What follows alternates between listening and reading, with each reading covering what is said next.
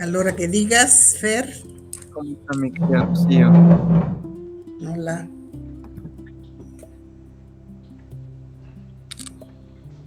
Y no sé si tal vez me escuchan. Sí, Perfecto, muchísimas gracias. ¿Cómo han estado? ¿Todo muy bien? muy bien. Muchas gracias. Qué bien, me alegro mucho y bueno estar de nuevo de regreso, ¿no? También un espacio nuevo. ¿Qué tal allá en Ecuador? ¿Hace mucho frío, calor? Bueno, yo como vivo en la parte de la sierra, es en Cuenca, entonces está un poquito, esta temporada está medio de frío, de lluvias, en eso estamos en Mm. eso ya medio adentrándonos. Pero bueno, más o menos ya para agosto suele ya estar ya que el clima medio agradable, más agradable.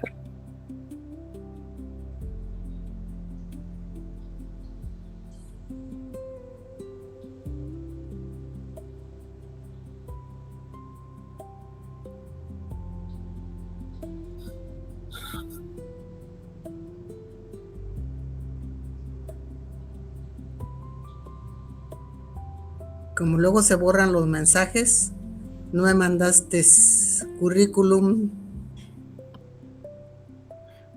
Sí, sí, le había enviado hace un tiempito, ya le vuelvo a enviar, creo que sí tenía yo aquí. Ajá,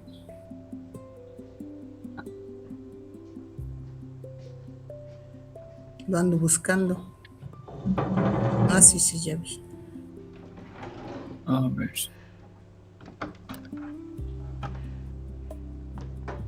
por aquí creo que tenía.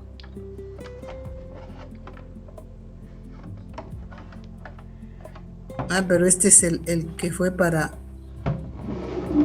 Colombia.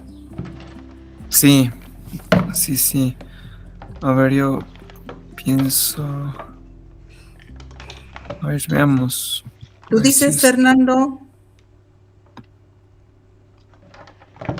o ya empezamos. Cuando empieces a grabar, nos informas o ya estás grabando.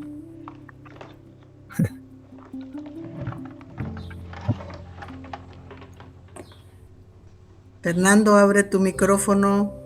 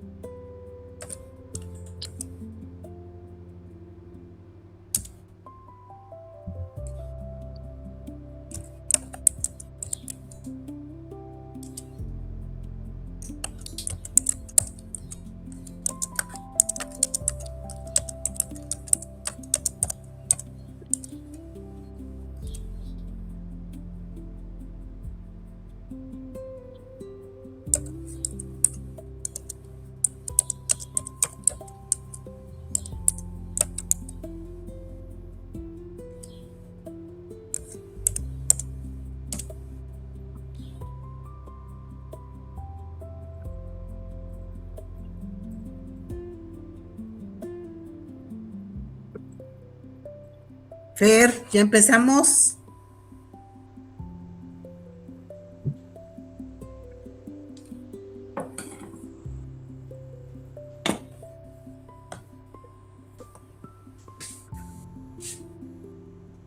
Cinco, cuatro, tres, dos, uno.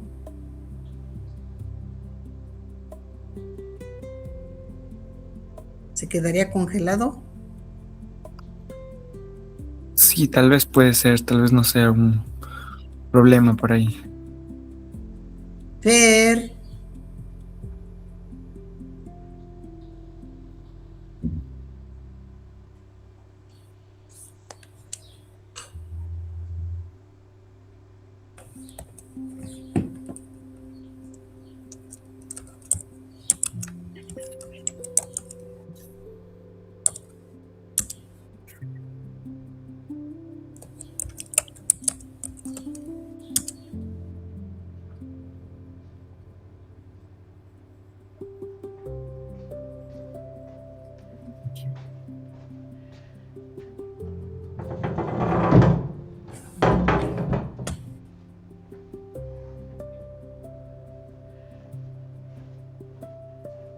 Estamos en la primera feria virtual del libro Filipinas.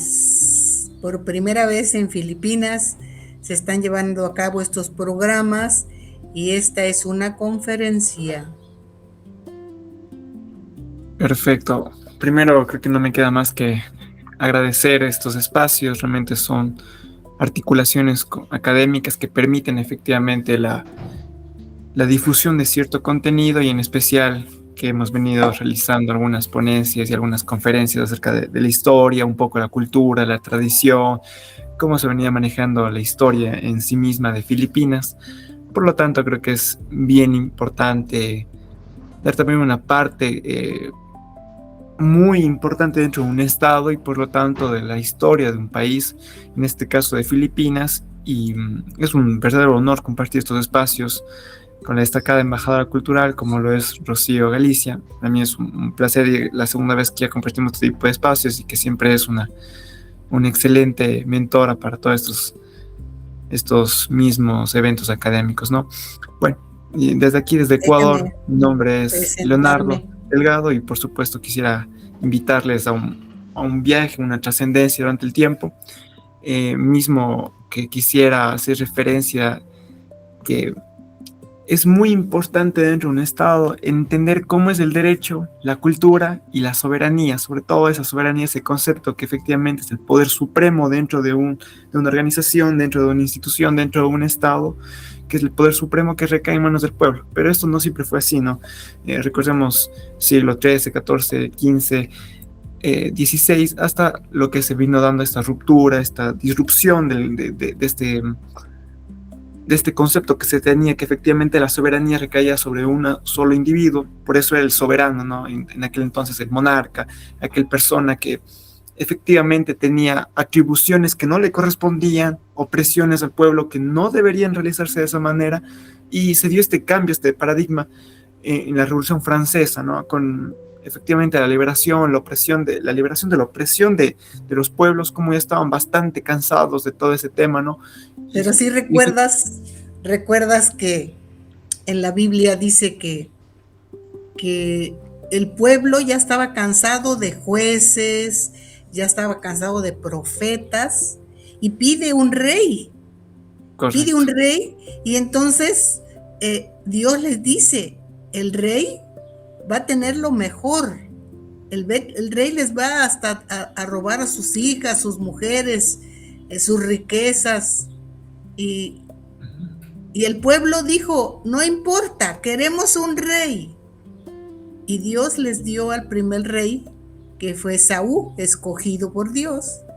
Y así fueron los reyes, como llegó al rey David, que él hizo los 150 salmos, que son así como oraciones a Dios.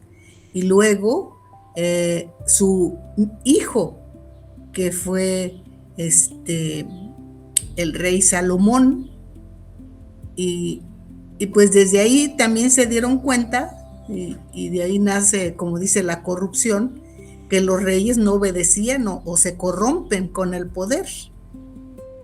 Y no he hecho el preámbulo, corazón. Pues buenos días, buenas tardes, buenas noches. Good morning, good afternoon, good night, donde quiera que nos vean. Estamos en la primera feria virtual del libro Filipinas. Agradecemos a Alan Morales, a César Salvatierra por estos eventos que nos permiten llevar cultura y sobre todo educación. En este momento tenemos una hermosa conferencia de Leonardo Alexander Delgado Díaz, que es un investigador y estudiante de Derecho de la Universidad Católica de Cuenca, a quien le damos agradecimiento y saludos por haber formado a este joven tan inteligente. Bueno, este joven se ha dedicado a llevar a cabo estos proyectos de conferencias, porque a veces el pueblo no le interesa y simplemente se deja llevar, vive por vivir, y a veces sin reglas, sin seguir o conocer sus derechos y obligaciones que están en la Constitución.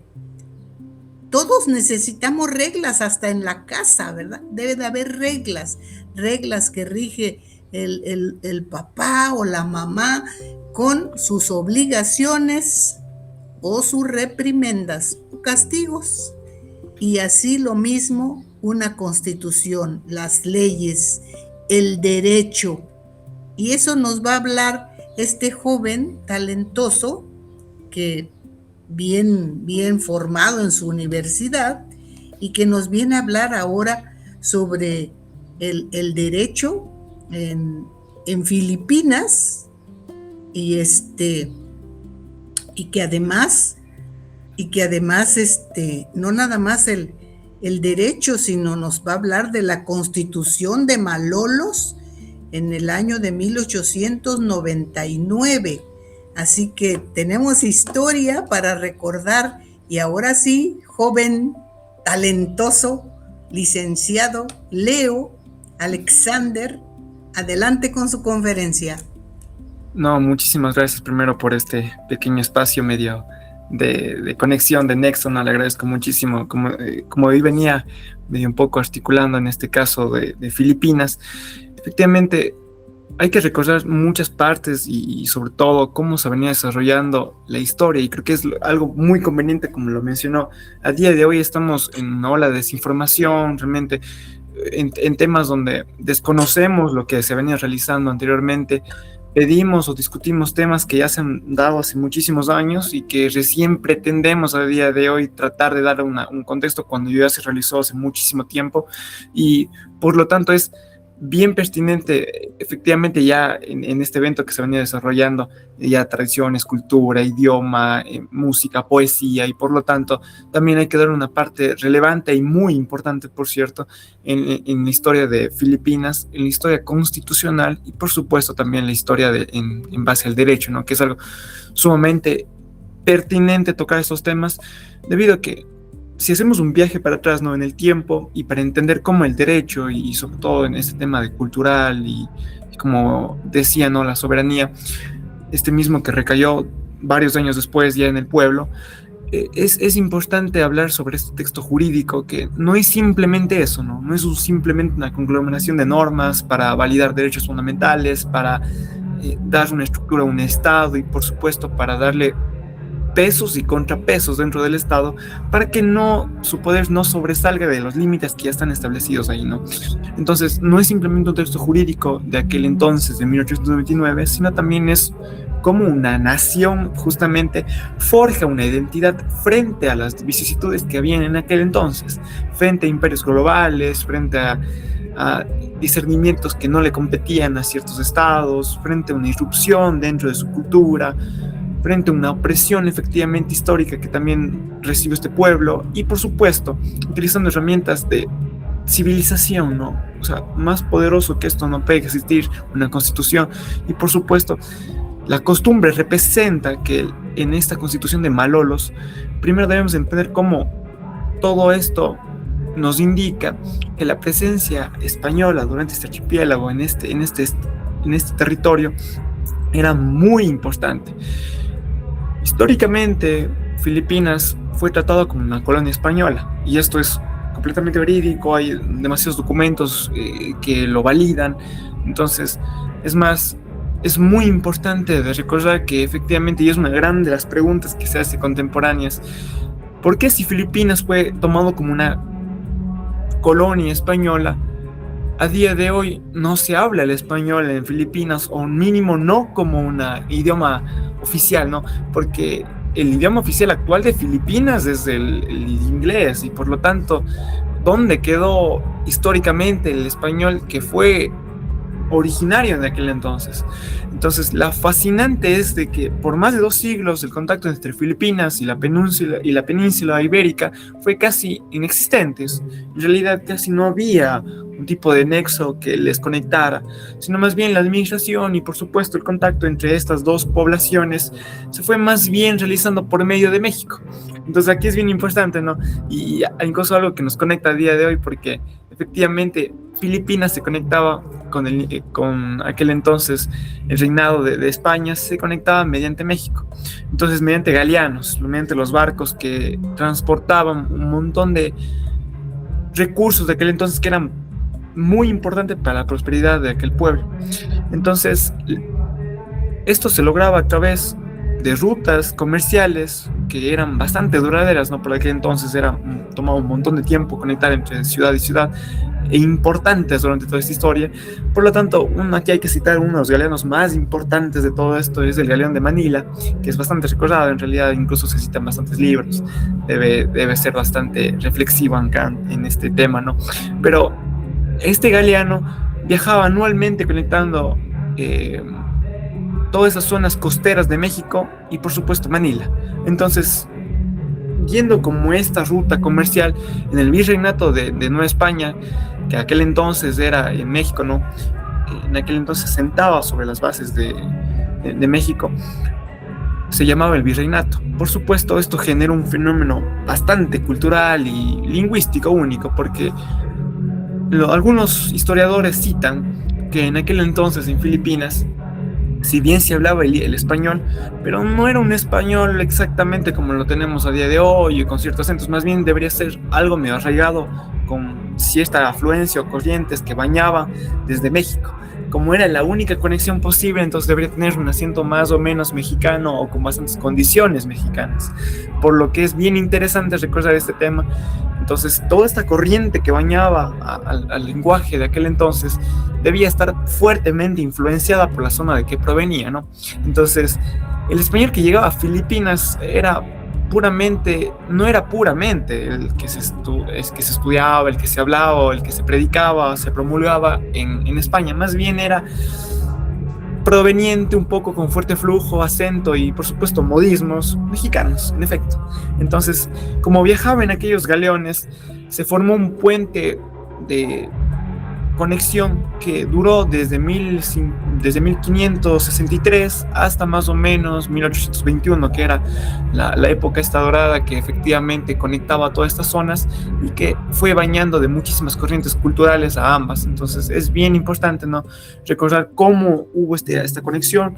Y vamos ahora a entrar a una etapa que más o menos es muy importante recordar por el ámbito que cómo también la religión influencia un montón en Filipinas, y porque también tiene fuerte conexión y bastante base cultural para lo que actualmente es ese estado.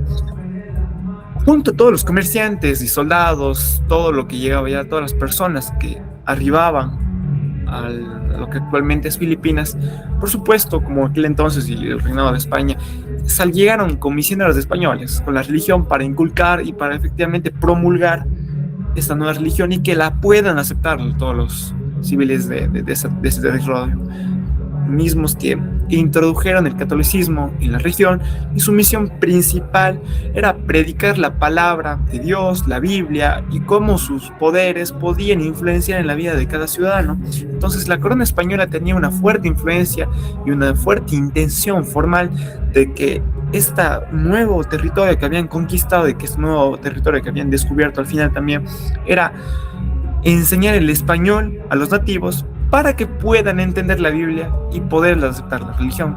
Pero sin embargo, la realidad se impuso sobre el mandato imperial. Por supuesto, el pueblo se rebeló ante esto, fue completamente impopular, no tuvo para nada de éxito. Entonces la idea de dar el castellano como idioma nativo a toda la población simplemente fracasó. Entonces no dio esa conexión, no dio ese fuerte golpe que se esperaba en aquel entonces. Por lo tanto, históricamente está comprobado que el derecho nunca sustituyó a las lenguas verdaderamente originarias de ahí y las lenguas nativas filipinas, ¿no? Entonces, nunca tuvo ese impacto que se buscaba, jamás lo tuvo, siempre se quedó como un anhelo. Y Los filipinos tomaron la decisión de nunca abandonar sus idiomas originales, tuvieron toda la convicción y esas costumbres autóctonas de mantenerlas así tal cual. Entonces nunca tuvieron esa intención de aceptar esto, más bien lo siguieron manteniendo con su idioma original y sus costumbres. Entonces es un punto muy fuerte a recalcar. Todo esto generó, y al final también, una hermosa contradicción, ¿no? Porque para poder sobrevivir y evangelizar con éxito, fueron los propios misioneros españoles que, al ver que su plan original no funcionó, más bien todo lo contrario, tuvo que fracasar, tuvieron que adaptarse a ese ambiente cambiante, a ese ambiente de transformación, el cual tuvo que darse bastantes transformaciones a lo largo del tiempo. Por lo tanto, tuvieron que adaptarse, ¿no? Entonces, para dar esta predicación de la palabra de Dios, tuvieron que sentarse, estudiar, aprender, documentar todas las culturas indígenas y el idioma tángalo, ¿no? Entonces, el idioma español se convirtió más bien como un suplemento, no como el idioma oficial, no como la lengua nativa, no lo que se tenía plan original, más bien, sino fue un sustituto, pero la resistencia cultural obligó realmente a que todos los misioneros tuvieran que entender ese mundo desde la perspectiva nativa, y a través de las lenguas locales. Esta resistencia lingüística es el primer acto de preservación de la soberanía filipina. Como decíamos, esta soberanía fue uno de los primeros actos más puros de cómo esto se conllevaba, y por lo tanto es uno de los actos más pertinentes del mismo pueblo. Ahora, avanzando un poco más en la historia, una vez se interrumpe todo este plan del galeón de Manila en el siglo XVIII, aproximadamente más o menos entre el siglo XVIII, más o menos el siglo XIX, la economía filipina tiene que readaptarse a una explotación de sus propios recursos. Siempre hemos visto que los imperios siempre son extractivistas, buscan los recursos, tienen esta filosofía antropocéntrica. Entonces, España aumenta la presión fiscal sobre los filipinos para realmente llevarse estos recursos hacia misma Europa, propiciando revueltas que, en consecuencia, sembraron la semilla de una revolución armada propia que llegamos a las finales del siglo XIX. Por lo tanto, la revolución filipina estalla y se da esta primera rebelión liderada por figuras como, y aquí debe estar una persona que es sumamente reconocida para aquel entonces y que a día de hoy se le sigue estudiando, como es Emilio Aguinaldo, ¿no? Este nombre es bastante reconocido, bastante sonado. Emilio Aguinaldo es uno de los líderes precursores para fomentar esta rebelión en contra del Imperio Español. Por lo tanto, se ve favorecida en un evento globalizado que es el inicio de esta guerra entre Estados Unidos y España en abril de 1898, ¿no? Que más o menos va dando las bases para que este pueblo, que ha sido reprimido, que ha sido extraído de recursos prevalecientes, que ha sido extraído de culturas, que ha sido robado en muchos ámbitos, pues efectivamente Filipinas con todo esto declara su independencia y el significado de la emancipación del colonismo español. Por lo tanto, esta transformación de sus habitantes en ciudadanos propiamente dichos, porque esto ya se independizaron, sacaron afuera todo lo que estaba extranjero y dijeron: tenemos nosotros las bases, tenemos nosotros el pueblo, tenemos la convicción, tenemos las tradiciones, tenemos nuestro idioma nativo. ¿Por qué seguir haciendo que nos lideren otras personas? Hagámoslo nosotros mismos. Ese es el sentimiento de pertenencia de una nación. Eso es lo que autodicta que es una nación. Entonces esa nación se decide organizar, por lo tanto pasan a ser ciudadanos, y al ser ciudadano necesitan ser un país soberano y recaer sobre ellos ese poder.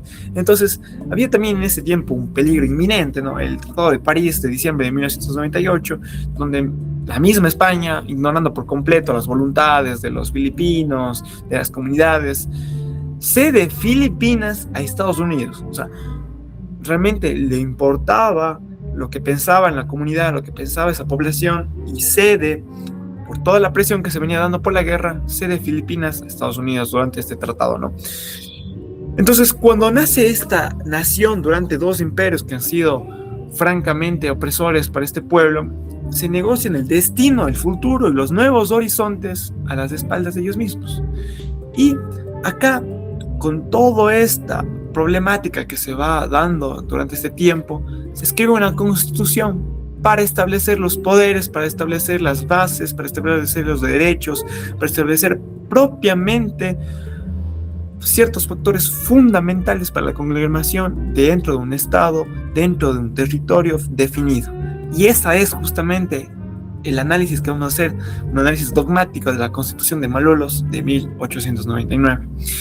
Por lo tanto, así llegamos a esta joya, porque es una joya de Constitución, y lo digo con todo el debido apreciación, ¿no? Por todo el estudio que requiere esta Constitución, porque realmente sienta las bases para una división republicana, para una división soberana, para una división democrática en toda Asia. No recordemos, no solamente para Filipinas, sino sienta las bases y baña de corrientes democráticas a toda Asia, a todo el continente. En enero de 1899 se ratifica la Constitución de Malolos, convirtiendo a Filipinas, por supuesto, ya en la primera democracia constitucional de todo el continente asiático. Curiosamente, esta constitución fundamental es el acta de nacimiento de la primera república de Filipinas. ¿Y por qué? Porque ya había una división. ¿Cuál es una de las virtudes, cuál es uno de los principios fundamentales para que se reconozca una república? Es justamente la división de poderes, ¿no? Históricamente y clásicamente, los tres poderes fundamentales dentro de un estado es el ejecutivo, el legislativo y el judicial. En realidad, es más, incluso aquí en Ecuador, a partir de la Constitución de 2008, se nos sumó dos poderes extraordinarios, ¿no?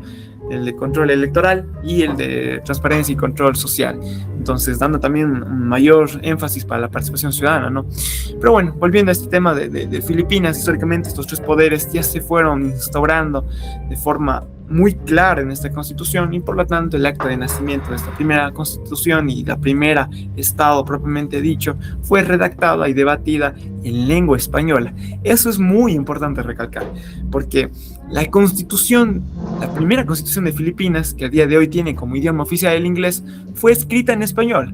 Es algo muy interesante, es un dato que efectivamente es una obra maestra del diseño institucional, porque hay tres claves fundamentales, ¿no? Ya instaurada una soberanía popular. Por supuesto, este documento consagra la soberanía que reside indivisiblemente e indiscutiblemente en el pueblo. Todo este desafío que es dogmático y directo, tanto el derecho, es realmente en contra de un imperialismo estadounidense, sino más bien dándole derechos a su propio pueblo. La soberanía no depende de un nacimiento, si bien en otras comunidades, en otros estados, sino más bien de la voluntad general de todos los filipinos. Ese es uno de los derechos más fundamentales y es una de las cuestiones que por qué lo hace tan clave esta constitución, porque ya instauraba ese signo de democracia dentro de la constitución.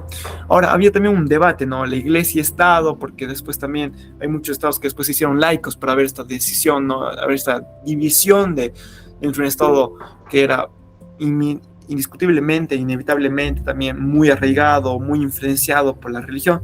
Por esto es uno de los puntos de fricción más importantes dentro de la redacción de esta constitución, y fue la religión, que principalmente su redactor, Felipe Calderón, que también es bastante reconocido por dar este jurista, por dar estos indicios, estas luces para proponer el catolicismo como religión del Estado, y por supuesto una división contra del poder, ¿no? Esta contraparte del poder y la influencia del clero era muy notoria, ¿no?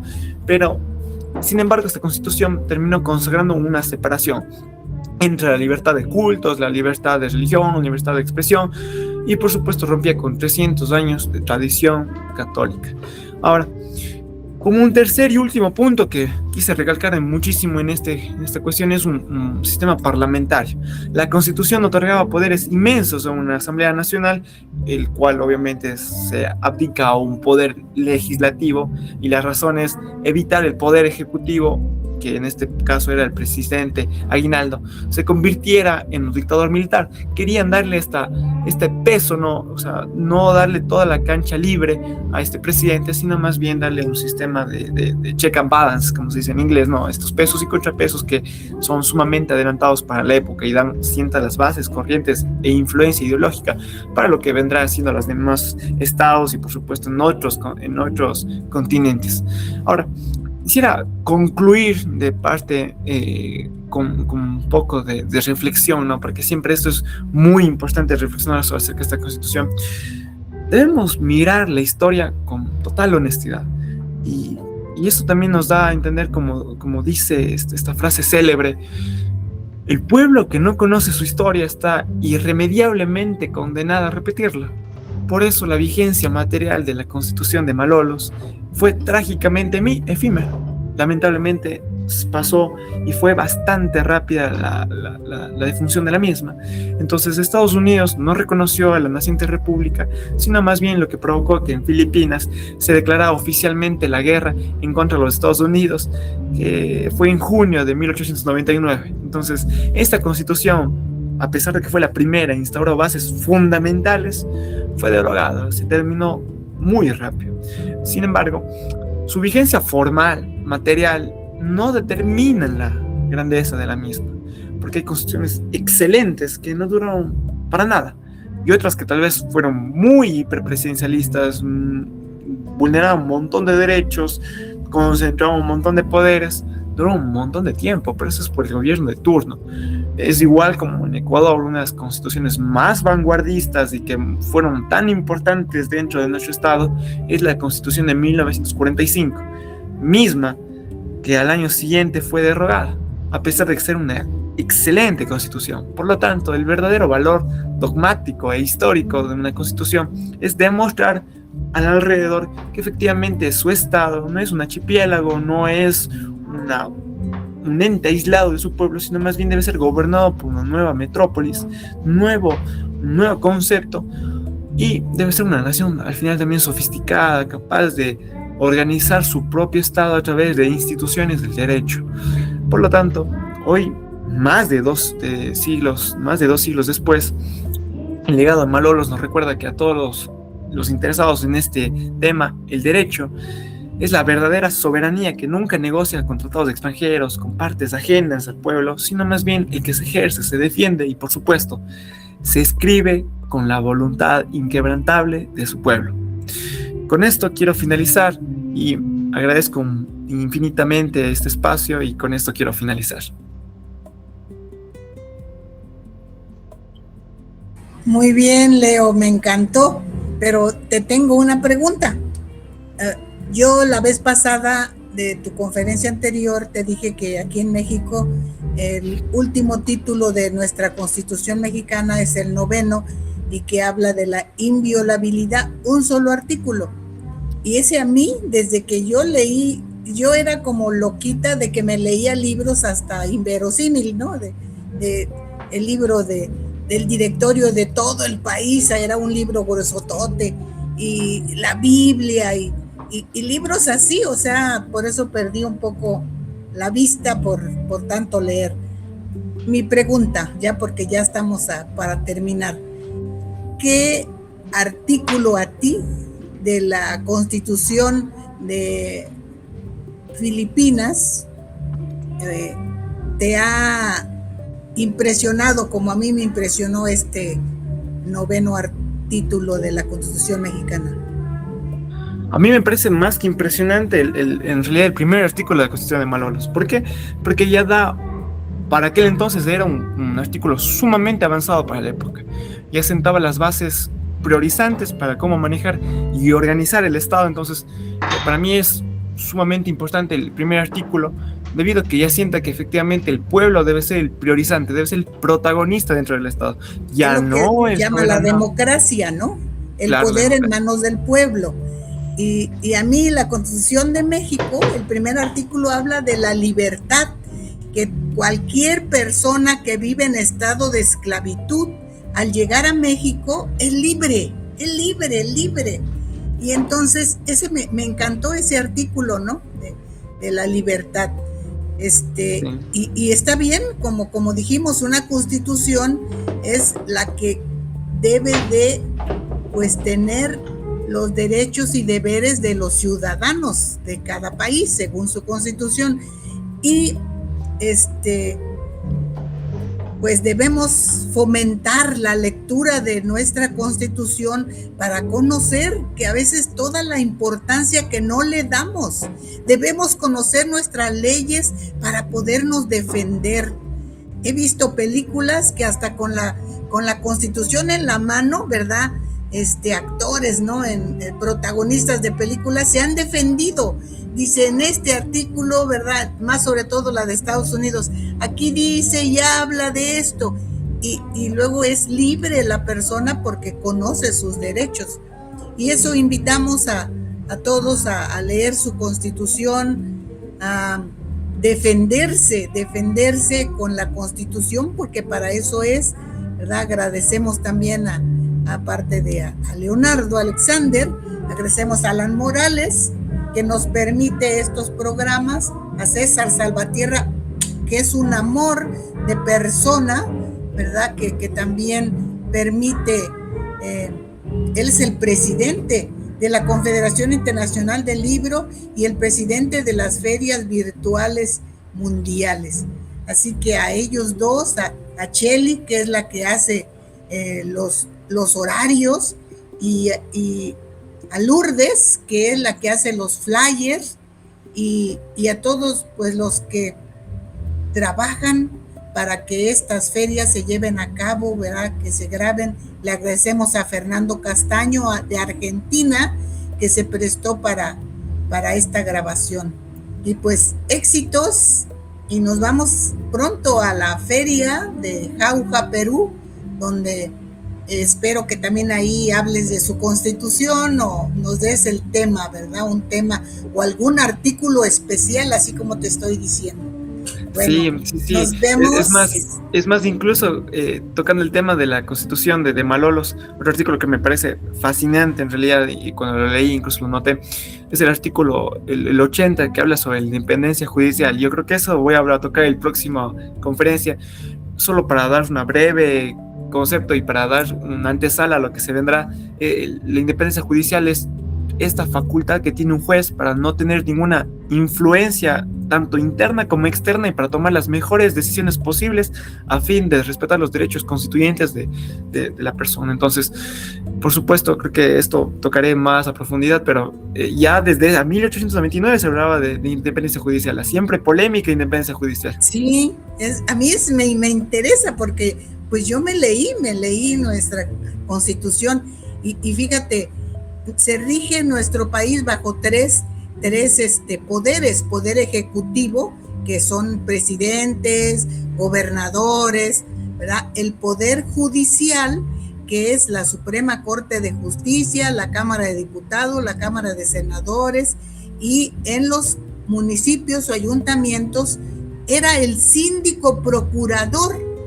Pero aquí en Miyautepec, desde que están una familia, no voy a decir nombres, ya no han puesto síndico, o el síndico está de adorno, porque quien maneja todo es el poder ejecutivo. O sea, ha desaparecido el poder judicial, y el legislativo, pues siento que a veces nuestros diputados no se saben ni la misma Constitución, no se saben ni sus derechos y deberes, y a veces aprueban leyes sin conocer ese artículo 9 que habla de la inviolabilidad, que si no se reforma el artículo para mejorar a los mexicanos, están violando la ley.